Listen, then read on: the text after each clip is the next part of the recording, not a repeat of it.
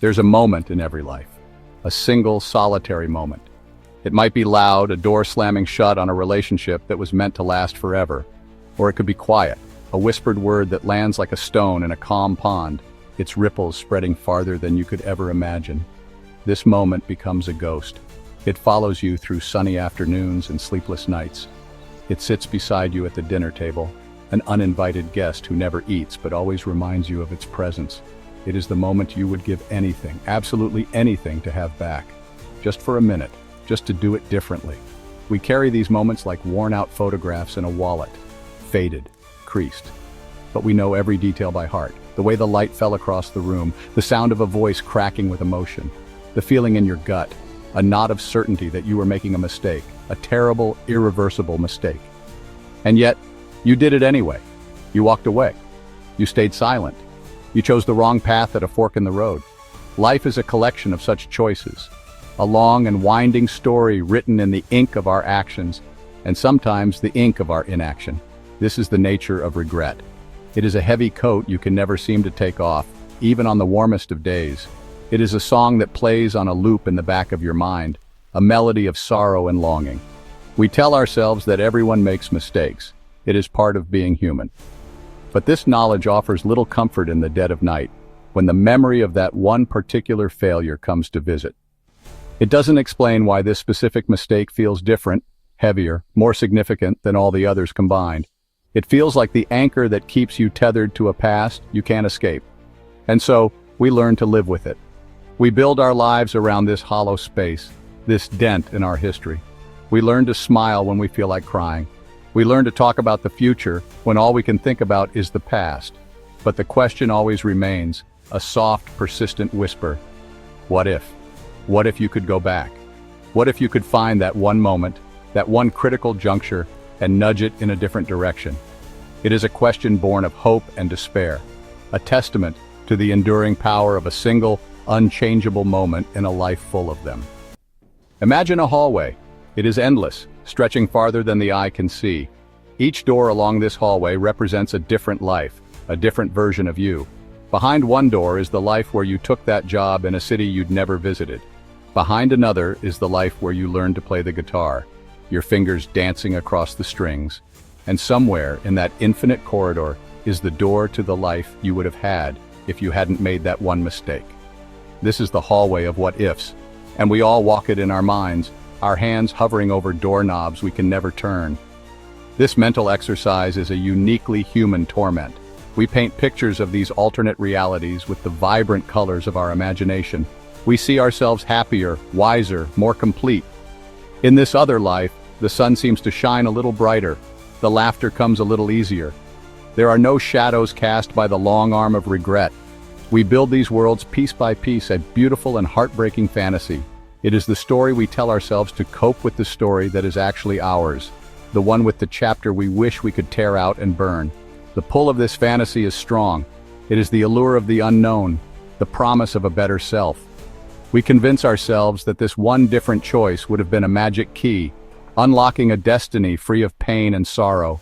If only I had said yes, if only I had stayed, if only I had listened. These are the incantations we repeat, hoping to conjure a different past. But the past is a stubborn thing. It does not bend to our will. It does not change, no matter how desperately we wish it would. The doors in that hallway remain forever closed. And so we stand in the corridor of our minds, paralyzed by possibilities we can never explore. It becomes a place of refuge and a place of torture. We go there to dream of what could have been, to escape the reality of what is, but staying too long in this hallway is dangerous. It keeps us from living in the only room we truly have, the present. It turns our gaze backward, consumed by ghosts and echoes, while the real, tangible world moves on without us, its own doors of opportunity opening and closing with each passing day. There are mistakes that are loud and sudden, like a car crash, a betrayal, a public failure. But there are other mistakes, the quieter kind that can haunt you just as deeply. These are the mistakes of omission, the words you didn't say, the "I love you" that got stuck in your throat, the "I'm sorry" that felt too heavy to lift, the "don't go" that you swallowed down with your pride. These unsaid words leave a silence that is louder than any argument, an emptiness that echoes through the years with a deafening roar. Consider the father who never told his son he was proud. He thought it.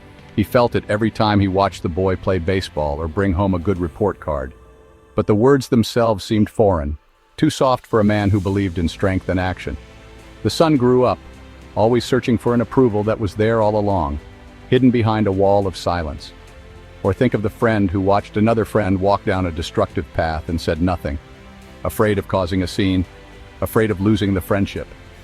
The friendship was lost anyway, not to a fight, but to the slow, corrosive effect of unspoken concern. These moments become monuments to our cowardice. We replay them in our minds, practicing the sentences we should have spoken. We write the script we should have followed, but the stage is empty now, the audience long gone. The opportunity has passed, and what is left is the hollow ache of knowing that a few simple words could have changed everything. They could have mended a broken heart. They could have healed a rift. They could have saved someone or even saved yourself. The power of language is immense, and its absence can be just as potent. Regret over unspoken words is a special kind of pain because it feels so preventable. It wasn't a lack of ability, but a lack of courage. We had the tools, the vocabulary, but we chose not to use them. This is what keeps us awake at night. The knowledge that we held the key in our hand, but were too afraid to turn it in the lock. The silence left behind is a constant reminder of our failure, a ghost that whispers all the things we should have said when we had the chance. It is a heavy, invisible burden. Sometimes the mistake is not a word or an action, but an absence. It is the event you didn't attend, the phone call you didn't make, the opportunity you let slip through your fingers because of fear or indifference. These are the ghosts of missed chances, and they whisper of a life unlived. You were invited to a wedding, a final chance to see a loved one smile, but you were too busy, too tired. You told yourself there would be other times, but there weren't. The finality of that missed moment is a cold, hard truth that settles deep in your bones. Think of the young musician who gets an offer for an audition. It's a long shot in a faraway city. It would mean quitting a stable job, spending money they don't have. It seems foolish, impractical. So they say no. They choose the safe path. And for the rest of their life, every time they hear a beautiful song on the radio, they feel a pang of what might have been. The guitar gathers dust in the corner, a silent monument to a dream that was never pursued. And doesn't scream, it just hums a quiet, melancholy tune of a life not chosen. These missed opportunities shape us just as much as the things we do. They carve out spaces within us, hollows of longing and curiosity. We become people who are defined in part by our own inaction. We might become more cautious, afraid to take another risk. Or we might become reckless, determined never to let another chance pass us by. Either way, the ghost is there, a silent passenger on our journey. It reminds us that every choice, including the choice to do nothing, has a consequence that ripples through the rest of our days. The emotional weight of a missed chance is profound because it is a story without an ending. A mistake made, an action taken, has a clear result, however painful. But a missed chance is a question mark that hangs forever in the air. What would have happened? Who would I have become? There are no answers, only speculation. And in that space of uncertainty, our imagination runs wild, creating a paradise lost, a perfect outcome that we can never prove or disprove.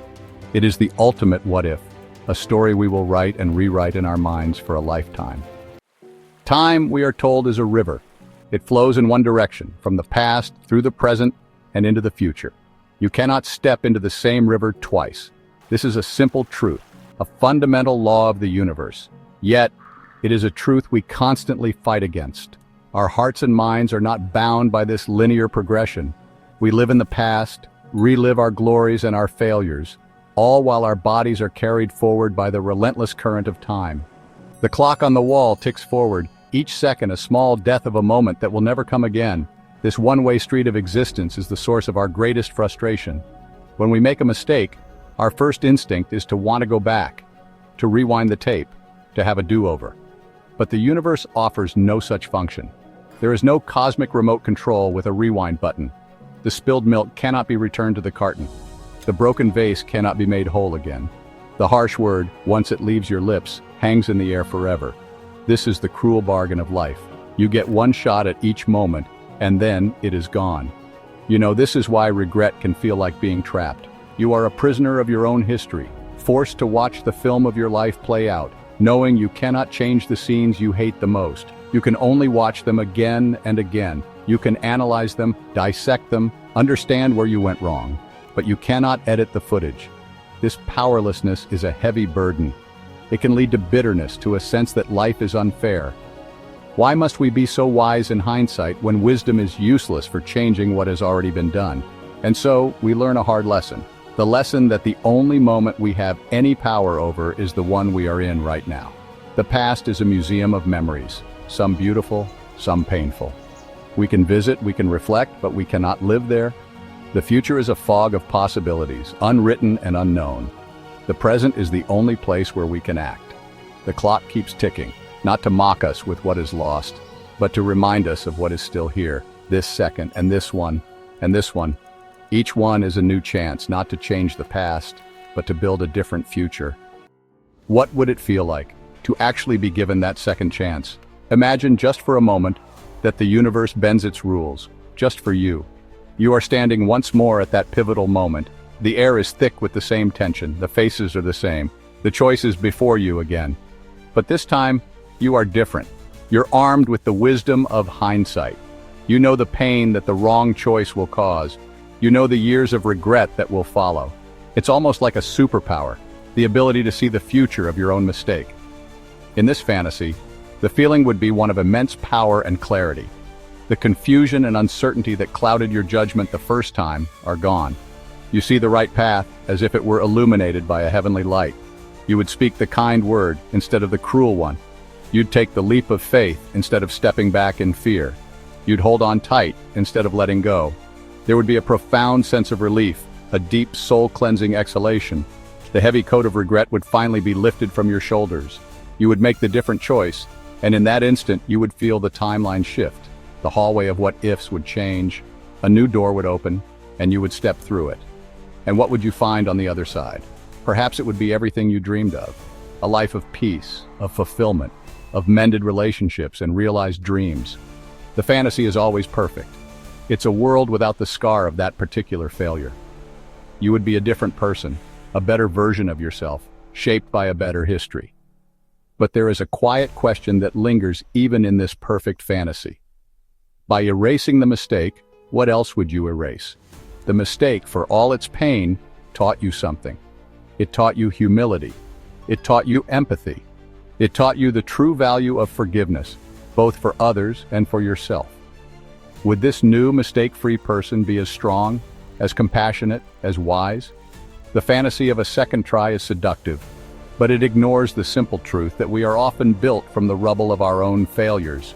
The second chance might create a smoother life, but not necessarily a deeper one. Every mistake leaves a mark. Sometimes it's a visible scar, a reminder of a physical accident, but more often it's an invisible one, etched onto our hearts and minds. These are the scars of regret, of failure, of loss. We spend so much time wishing these scars would fade, wishing we could have skin that's smooth and unblemished by the past. We see them as signs of our imperfection, as evidence of our flaws. We try to cover them up, to pretend they aren't there. But what if these scars are not marks of shame? What if instead they are maps? Maps that tell the story of where we have been and what we have endured. Each scar is a lesson learned, a piece of wisdom gained through pain. The scar from a broken trust teaches you to be more discerning. The scar from a moment of anger teaches you the power of a deep breath. The scar from a missed opportunity teaches you to cherish the present. These are not lessons you can learn from a book. They must be learned on the battlefield of life, and the scars are the proof that you have survived the fight. To wish away the mistake is to wish away the lesson. It is to say, I would rather be ignorant and unhurt than wise and scarred. But wisdom is the gold that is forged in the fire of our failures. It is the deep, intuitive understanding of the human condition that can only come from having been wrong, from having fallen, and from having forced yourself to get back up again. Our mistakes are our greatest teachers, stern and unforgiving, but ultimately invaluable. They shape our character in ways that success never could. So we must learn to look at our scars differently, not as reminders of our weakness, but as symbols of our strength. They are proof that we have lived, that we have risked, that we have loved, and that we have lost. They are the texture of our soul, the unique pattern that makes us who we are. A life without scars would be a life without depth, without story, without the hard-won empathy that connects us to the rest of humanity. Our mistakes do not break us, they make us. They are the painful, necessary chisel that sculpts us into a more compassionate and resilient being. We are all architects of our own lives. We build them day by day, choice by choice, brick by brick. We dream of constructing a perfect palace, a flawless structure with soaring towers and pristine walls. But we are imperfect architects, using imperfect materials. Our hands shake. We misread the blueprints. We use faulty bricks of fear, pride, and ignorance. And so our palaces are never perfect. They have cracked foundations, crooked walls, and leaky roofs. They are filled with the evidence of our mistakes. For a long time, we may be ashamed of our creation. We look at the palaces of others, which seem so grand and perfect from a distance, and we feel inadequate. We focus on the cracks in our own walls, on the rooms we built poorly, on the wings we never finished. We curse our own flawed craftsmanship. We wish we could tear it all down and start over, this time getting it right. This desire for perfection is a heavy burden, for it asks us to be something other than what we are. Human. But what if we were to change our perspective? What if we understood that the flaws are what give the structure its character? A perfectly symmetrical, machine-made building can be impressive, but it often lacks soul. It is the quirks, the imperfections, the signs of a human hand that make a place feel like a home. Our flaws, our mistakes, our regrets. These are the architectural details that make our lives uniquely our own. They are the strange, crooked windows that let in a unique quality of light. This is the beginning of self-acceptance. It is the moment we stop fighting against our own nature and start embracing it. We are not the sum of our successes, but the sum of our entire experience, failures included. The mistake you made 10 years ago is as much a part of your foundation as the triumph you had yesterday. To deny the mistake is to deny a part of your own structure, leaving it weaker, not stronger. True strength lies in acknowledging the cracks and learning to live within them, perhaps even to find beauty in the way they pattern the walls of our lives. In the end, life is not a destination to be reached, but a journey to be experienced. And you know, all journeys have rough patches. There are wrong turns, dead ends, and muddy roads that threaten to swallow you whole. There are moments when you are hopelessly lost, with no map and a setting sun. These are the moments of our mistakes. We see them as delays, as failures to navigate the path correctly. We wish for a smoother road, a straighter line from birth to death. But that is not a journey, that is a commute. The beauty of the journey is found in the detours. It is in the unexpected lessons learned when you are lost. It is in the strength you discover when you have to push your cart out of the mud. It is in the kindness of a stranger who gives you directions when you have lost your way. Our mistakes are not interruptions to the journey. They are an integral part of the path itself. They are the winding roads that lead to the most breathtaking views we never would have seen if we had stayed on the main highway. Forgiveness is the final step on this path, not just for others, but for yourself. It is the act of looking back at the person you were, the one who made the mistake, and offering them grace. You were doing the best you could with the knowledge you had at the time. You were younger, more naive, more afraid. You can lay down the burden of your anger at that past self.